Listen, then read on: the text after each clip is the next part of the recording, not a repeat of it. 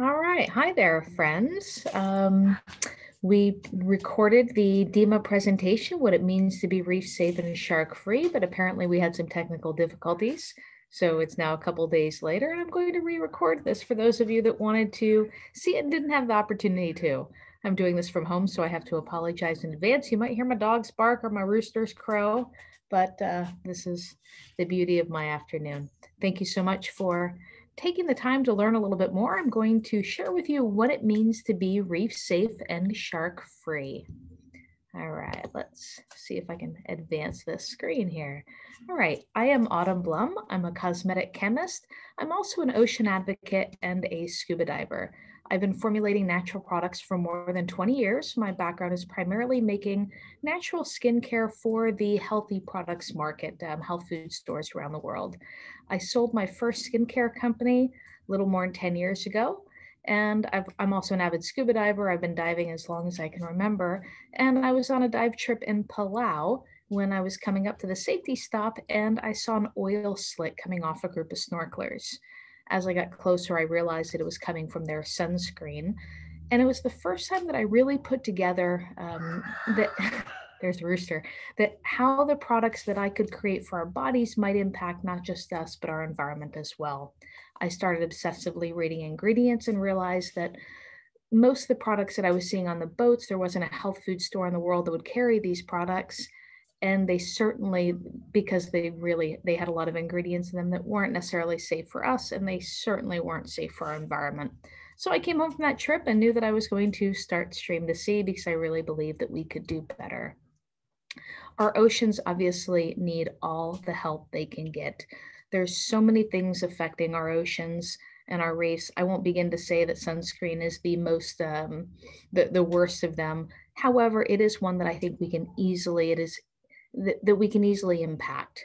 As soon as you're educated, you can choose better. There's no reason to use roosters. There's no reason to use a sunscreen that's going to harm our oceans or even our bodies when there's safer alternatives out there. Of course, single-use plastics. He's not going to stop. Single-use plastics. I advocate purchasing larger products of anything that you buy and refilling to minimize that. You know, it's not even dawn or dusk. You would think they would stop. Overpopulation, climate change. Obviously, those are big impacts. But sunscreen and personal care products, we can definitely do something about. So, do these products really impact our health and our waters? When I first started Stream2Sea, I believed they would, but the science hadn't come out yet showing how harmful these ingredients really are. It's kind of distracting, isn't it? NOAA estimates that more than 14,000 tons of sunscreen enter our reefs alone. That doesn't include the wastewater runoff from putting it on your bodies and showering off at home. And as we know, all streams lead to the sea, right? So it goes into your showers, also goes into our oceans. Oxybenzone, octinoxate, parabens, nanozinc. These are all ingredients that are very common out there today that have all been shown to be toxic to coral and marine life. Note that I said nanozinc. We're going to talk about that a little bit more too. Concentrations as low as 62 parts per trillion is the amount that's been shown. That's the minimum amount that's been shown to actually impact coral larvae to where it can no longer reproduce. It's hard to visualize. It's the equivalent of 1 drop in 6 swimming pools. That amount has been shown to prevent coral larvae from being able to settle and replicate. And of course, if the babies can't replicate, what happens to the reefs? A lot of these ingredients bioaccumulate, and they're known endocrine disruptors. There was a lot of talk about endocrine disruptors quite a few years back when they talked about removing BPA in plastics from babies' milk bottles, right? Same sort of thing with our reefs. Endocrine disruptors affect us all the same way. There's an endocrinologist who is quoted as saying, the way estrogen works in a fish and an alligator and a frog and a bird and a mouse and a woman is no different. I would like to add coral and fish to that as well. So endocrine disruptors mess with our hormones. That's basically what they do.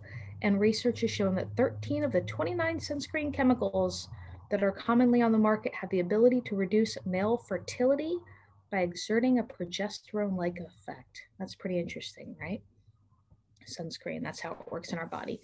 So if it's going to give an estrogen-like or progesterone-like effect, what's going to happen? Well, they exposed zebrafish to some of these ingredients and found that it converts them from male to female. So a male fish will be converted to female. I'm going to see if I can pause this. No, I'm not technologically savvy, so we'll just have to deal with the dogs barking. Let's move on here. So there are literally thousands of studies that have shown that these ingredients are harmful to our environment. We don't need to go through all of those. Just know that if you wanted to search PubMed for sunscreen toxicity or personal care toxicity, you will find tons of studies, not just us saying that these are harmful. So what does it do? It transforms a healthy coral into deformed inert larva, preventing it from reproducing, feminizes male fish. Seriously, that's a freaky concept. Leads to increased coral bleaching, causes DNA damage, is a skeletal endocrine disruptor. Basically, it causes the coral to envelop itself, the coral larva to envelop itself in its own skeleton, and of course impacts fertility. This little image over here is of coral fragments. The fragment on the left is healthy. The fragment on the right has been exposed to sunscreen, not just oxybenzone, but sunscreen for 96 hours, completely bleached. And I love that people are thinking about reef-safe sunscreens, but it's more than just sunscreen, friends. These ingredients are in all the products we use. They're in our shampoos, our conditioners, our lotions, moisturizers, nail polish removers. Those can be really nasty. Fragrances. Synthetic fragrances are one of the most common sources of endocrine disrupting chemicals. So what I want to encourage you to do is learn how to read your ingredient labels. And I'll show you that a little bit more in a minute here. Legislation around the world is taking notice of this, of the science, not just the trend, but the science as well. Every single location that has reviewed sunscreen, the studies behind it, the coastal communities have passed legislature to ban harmful sunscreens, with the exception of Florida. So Mexico was first. I thought that was pretty interesting. Mexico parks started advocating for biodegradable sunscreens quite some time ago. One thing that I want to caution you about, just because it's biodegradable does not mean that it's safe. It just means that ultimately it will biodegrade into its components. Some harmful sunscreen ingredients are actually biodegradable, but that doesn't mean they're safe. Hawaii's ban, that was the one that received the most media attention. That was wonderful because it banned oxybenzone and octinoxate. But what that did is it encouraged a lot of savvy marketers to change their formulations from oxybenzone to avobenzone, from octinoxate to octocrylene. Now, I'm a cosmetic chemist. I could show you the structures. Just trust me, they're really, really similar. They just weren't banned. Palau, I say worldwide, let's all be like Palau. Palau reviewed the studies and banned every one of the 13 ingredients that had been shown conclusively to harm coral and coral larvae. They're now fining individuals as well as retailers that violate their ban. Bonaire, Aruba, U.S. Virgin Islands, Key West, the municipality did pass the legislative ban to ban the harmful sunscreens. The state of Florida legislature overruled the ban, preempting it, saying that the municipality didn't have the authority to protect its local citizens and reefs from harmful sunscreen ingredients. That's lobbyist activity at work right there. So what is reef safe? What does it actually mean? It's important for you to understand that there is no organization or mutually agreed term to define what is reef safe. This is not a government defined terminology. So what I believe is reef safe may be completely different from what another company might believe is reef safe. But I will tell you that we have the only mineral sunscreen in the world that's been tested and proven to be non-toxic and safe for coral larvae, freshwater fish, saltwater fish, and C. elegans. All of our formulas are also readily biodegradable, which means not ultimately like someday they're going to biodegrade, like pretty quickly they're going to biodegrade in lakes, rivers, streams, and saltwater.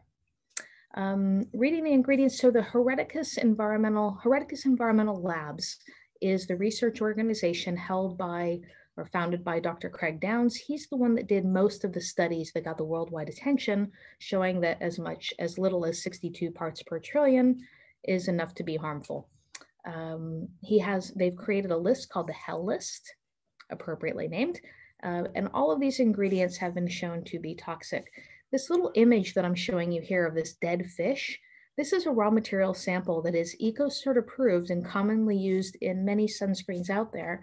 And I said, oh, that looks pretty intriguing. I requested a sample and it came to me in this box with this dead fish on it. I'm sure you can imagine that I did not use it in our formulas. All right, we'll move on from there. We have these wonderful little ingredient to avoid cards because it really is as easy as flipping over your bottle and just making sure that none of these ingredients are in the products that you're buying. We give these out like crazy. If you go on our website, you can order them. If you have a retail shop and you want to send you 1,000, we're happy to do so. We print tons of these on biodegradable paper, and it's a nice little wallet cheat sheet. And it goes over some of the ingredients you should definitely be avoiding for your own health and the health of our waters. This is a slide from a labeling workshop that I did a couple months ago, and I just wanted to share that here because this is a clear example of biodegradable, not necessarily being safe. This is a product by Hawaiian Tropic.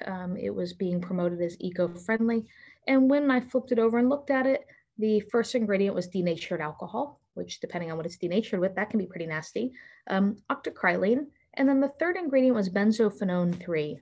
You know what another name for benzophenone 3 is? Oxybenzone. So definitely, yeah, it might biodegrade, but what's it going to do in the time between when you put it in the environment and in your body and the time that it begins to biodegrade?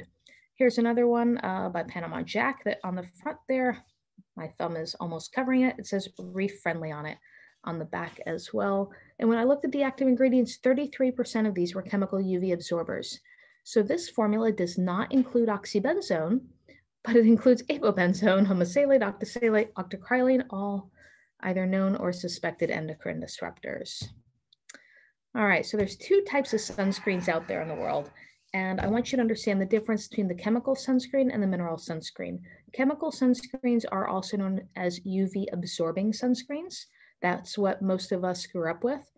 They have all those different ingredients in there. There's usually a cocktail of them because they start to biodegrade or they're UV sensitive. So as soon as they're exposed to UV light, they start to break down, but you have to put them on your skin 15 to 20 minutes prior to exposure.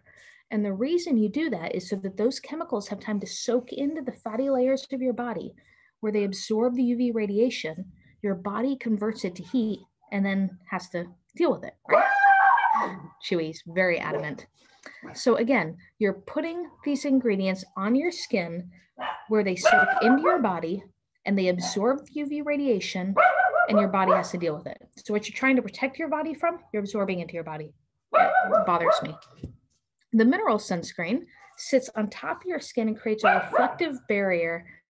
And let's see, one more time, I'm gonna see, can I go up here? And yeah, I can't, there we go. Sorry about that. I had to go beat a dog. I'm sure you believe that I beat him, right? Yeah. Okay. So, oh, he just ground. Okay. So a mineral sunscreen, again, works by sitting on top of your skin and reflecting the UV radiation away from your body. I personally like that concept a whole lot better. I'm putting sunscreen on to protect my skin, which means I don't want to absorb UV radiation. I want to reflect it away. There's pros and cons to it. The chemical sunscreens, they go on really pretty. They're like a typical lotion. A mineral sunscreen, people will say, oh, I didn't get it to rub in all the way. Well, you don't want to rub it in all the way. If you rub it in all the way, you no longer have that reflective barrier. You want to actually have a surface layer on your skin. It's okay if you see it a little bit.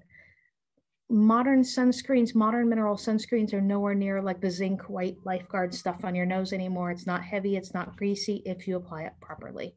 So I'll show you that here in a second too. Again, not all mineral sunscreens are created equal. I'm starting to see a lot of products out there on the market that will say mineral sunscreen, and then you flip it over and like this little one that's a really poor image here. If you flip it over, it has titanium dioxide in there at 1.5%, but it also has oxybenzone, avobenzone, octosalate. You want to make sure that you read those ingredients. Also, if the sunscreen goes on clear, that means that it most likely has nanoparticles in it, which have been shown to be just as harmful for the environment as some of the chemical ingredients. So you should see it. However, you don't have to look like Mark Zuckerberg on a surfboard. This is a sneak preview of a product of our sunscreen sticks, which should be coming out in January, crossing our fingers. The little packaging, they're made out of 100% recycled milk jugs. I'm excited about that. These do have zinc in them. I've avoided using zinc up until this product line because I've yet to find a zinc where the manufacturer is willing to share any aquatic safety data. This is a very unique zinc. I will be writing some blog posts and sharing more about it, but basically it's vapor deposited, which means that the molecule is usually kind of big. It's a big crystalline structure, and they use vapor. They flattened it, smooshed it, and that makes it so it goes on much nicer than that paste on your nose, but it still has, it's much safer for the environment, and they have some really solid ecotox data that they are willing to share with me, which also is very unique in the world. Every other zinc manufacturer that I've talked to, they treated me like I was the pariah when I asked them for toxicity information. All right, so mineral sunscreen application tips. Again, apply in front of a mirror. Less is more. You have to learn how to apply them a little bit different if you're going to love them, especially if it's the first time using a mineral sunscreen. You want to start with like a pea-size amount, no more. So just a little bit in the palm of your hands. I like to press my hands together and then press it onto my skin, blend it a little bit, then you move on to the next section of your body. You cannot do a big old glob and smear it all over like you would a typical chemical sunscreen. If you do that big old glob and you put it here, it doesn't spread. It's like chalk in a lotion solution. So if you put a whole bunch on here, it's going to stay right there. Pea-size amount. You can also do the dot method. I like to take a little bit. You can go like this and just kind of dot it around and then blend it in. That also works well. So once you get it on your face, then take a little bit more, put it on your shoulders, and go on from there, okay? If you put it on right, it's never going to burn your eyes. It's not oily. It's not greasy. You're not going to look stupid. And did I say it won't burn your eyes? It won't burn your eyes. It's not going to make you break out. Doesn't make your mask smear all over your face either. It is important to reapply about every 80 minutes. As long as you can see it, you're protected. I'm going to beat that dog, seriously. He doesn't believe me when I say I'm going to beat him, but one of these days, actually, I'm more likely to throw him in the pool. He's a good swimmer. All right, so if you don't like the white sheen, you can also use the tinted formula. It's like a skin tone color. It's great for both men and women. Just a little bit goes a long way again. The downside to the tint is if you get a whole bunch on and then you put on a white rash guard, it does have a tendency to rub off on the collar. So I tell people, be careful with that one. And let's see if I can. All right, we locked him in the house. I'm getting really bad stink eyes, but hopefully he'll be quiet for a little bit. Okay, so the tinted sunscreen is, I wear it every day. I love my tinted sunscreen. Of course, I'm a little biased. Come on, change screens. There we go. The next question that I get very often is, hey, do you have an SPF 100? Because my doctor says I need an SPF 100. Well, most doctors these days realize that anything above an SPF 30 really is marketing fluff. Remember how I said that you have to reapply every 80 minutes? So SPF, people would think that it's a measure of protection, but it's not. It's a measure of time. If you can spend 10 minutes in the sun without burning and you put on an SPF 30, theoretically you can now spend 300 minutes in the sun without burning, but you have to reapply every 80 minutes. So what difference does 300 minutes make? It doesn't. So if you use an SPF 20, that will block about 95% of those UVB rays. UVB rays are the ones that burn. I remember that. UVA is aging, cellular change. UVB is burning. So the difference between SPF 20 and SPF 30 is less than 2%. The difference between a 30 and a 50 is less than 1% increase in protection. And to get there with a mineral sunscreen, you usually need a lot of minerals. It feels really awful. Or you need a lot of extra chemicals, which I just don't think it's worth it. It's important to remember nothing will block 100%. What, in my opinion, is more important than the UVB, than the SPF, is that broad spectrum level. So you want to make sure the sunscreen that you use is a broad spectrum sunscreen. The next thing that I want to spend a minute talking about is our collaborative with Shark Allies to help educate people how to avoid shark-based ingredients in your sunscreen and other body care products. I'm going to show you a very brief video here. Let's see if we can get it to play.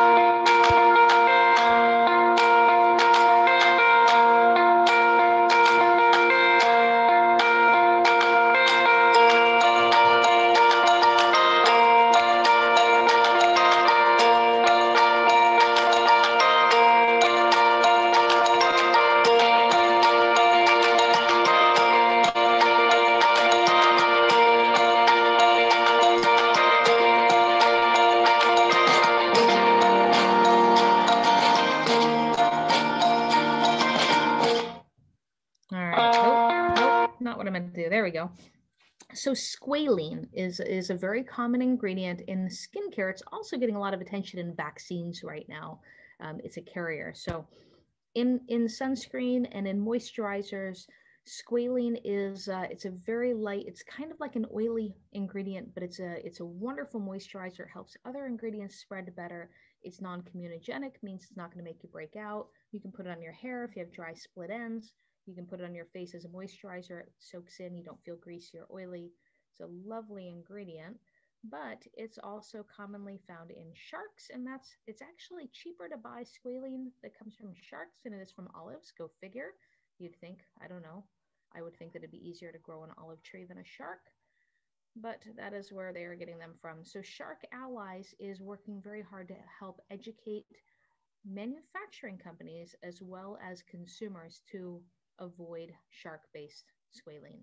So if you flip over your oil of facial skincare and read the ingredients, if it says squalene on there, you want to make sure that it says vegan, vegetarian, or it's sourcing. If it doesn't say olive-based squalene like ours will, you can pretty much assume that it's going to be from sharks. So it is naturally produced by our bodies. It's used to hydrate and maintain our skin's barrier, but it does start, our production starts to fall off drastically, just like CoQ10 and hyaluronic acid and some of these other ingredients keep the elasticity of your skin. Our bodies stop producing it in insufficient quantities as we get older. So an estimated 3 million sharks are killed every year for squalene. Right, so our friends at Shark Allies are doing a wonderful job educating about that, and we've agreed, we've committed to donating a percentage of all of our squalene sales through the end of the year to support their educational initiative. They're doing wonderful out there in the world. So right now there are 17, let's see, of these vaccines, there's 34 candidate vaccines in clinical evaluation, 17 use adjuvants. So basically what that means is it helps something work better. It increases the effectiveness, and squalene does that. Squalene does that by helping to drive into the cells, drive into the skin. It drives those ingredients in, makes it work better. And 5 of those are using shark-based squalene. So when those vaccines are approved, you betcha I'm going to be asking if it has shark in it. If it does, I won't use it. All right. Hopefully we'll find a different one that does. And we've talked about that enough. Mask defog. So I am probably the foggiest diver you'll ever meet. I dive a rebreather, and I just simply could not. I just got used to keeping a little bit of water in the bottom of my mask and just shaking it around all the time because I would just fog. And I have scrubbed, I have burned, I have tried every mask defogging trick out there in the world until I created this one, and now I don't fog anymore. So we're getting amazing testimonials out there.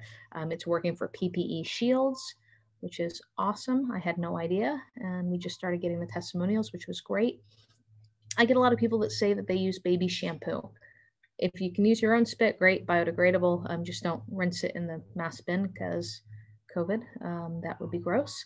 But if you use baby shampoo, make sure to read those ingredients. Sodium lauryl and lauryl sulfates, those are on our cheat sheet, our ingredient to avoid cards. Sodium lauryl, lauryl sulfate, lauramide DEA, MIPA, those ingredients are all, they're like standards in ecotox labs. They will kill every fish in the tank, so please don't use that. Ours is obviously very safe. And sanitizers. In today's world, obviously we need to be clean, right? People are using so much more sanitizer than we ever have before. Most sanitizer gels contain carbomer, which is considered a microplastic.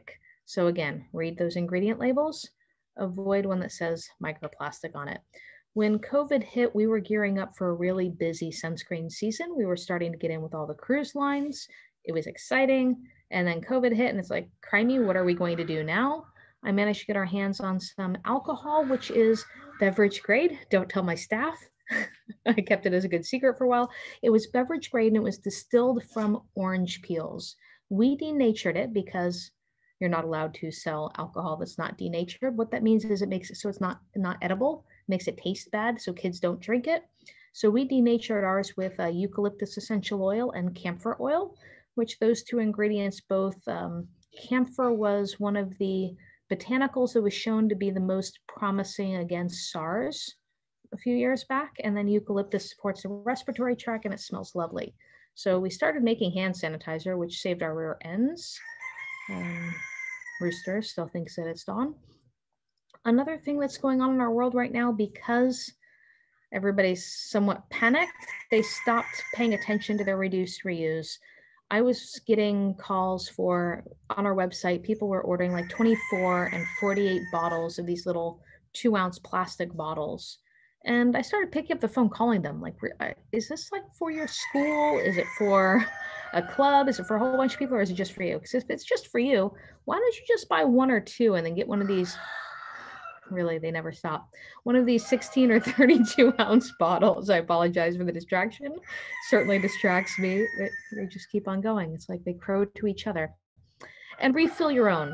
So we need to be mindful of that. The little product here on the far right is, I'm not gonna, it's just funny. All right, so this little bottle on the far right, it's a little twist up refill bottle. You can pop out the little glass guy, you can refill it.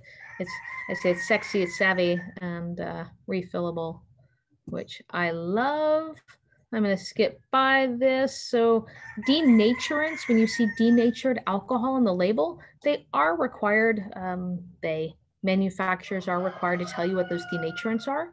The most common ones are 4-tert butanol and denatonium benzoate, which are not eco-safe.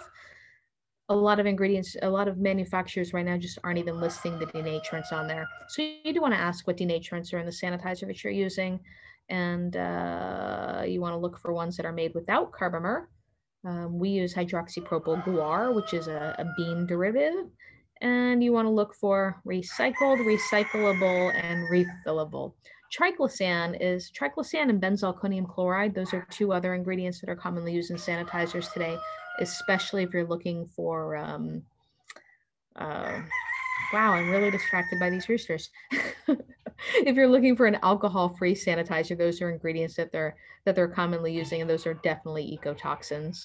For gear and such, unless it's white, I'm actually liking bleach these days, which a year ago I would not have said that, but today I think that bleach is,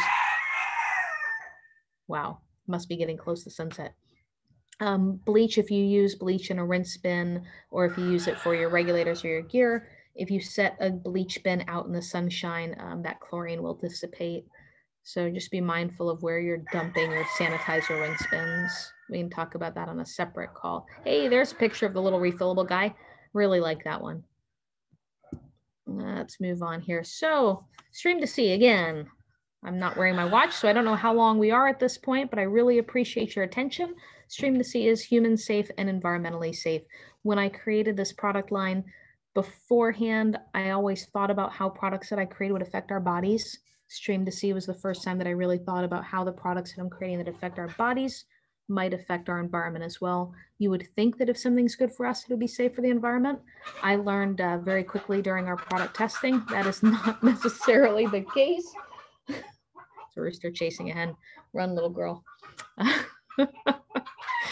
The first rounds of, the first bits of products that I formulated, I sent off for ecotox testing. I made them to pass EcoCert standards, and they failed miserably.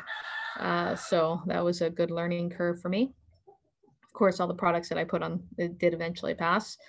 FDA recently declared that only mineral-based sunscreens are generally recognized as safe and effective. We can have a whole nother call and conversation about that. We have the only mineral sunscreen that's tested and proven safe. We are Protect Land and Sea certified. That was a really exciting one. That was really hard. Globally compliant, sustainable packaging. Our tubes, still get the questions all the time. Why on earth are you still using plastic tubes? Well, I wish I could use paperboard, but they have a tendency to biodegrade, like in our dive bags. But the tubes that we're using are made from sugarcane resins rather than typical plastic. It's called a bioplastic. You still do need to recycle it, but it has actually a carbon negative footprint. So it's a step better. And full disclosure, if there's something that's in our products, it is on our ingredient labels. Some of the things that you can do to help preserve our waters: be a conscious consumer. The days of believing that the consumer doesn't have the ability to drive change is over. You seriously do have.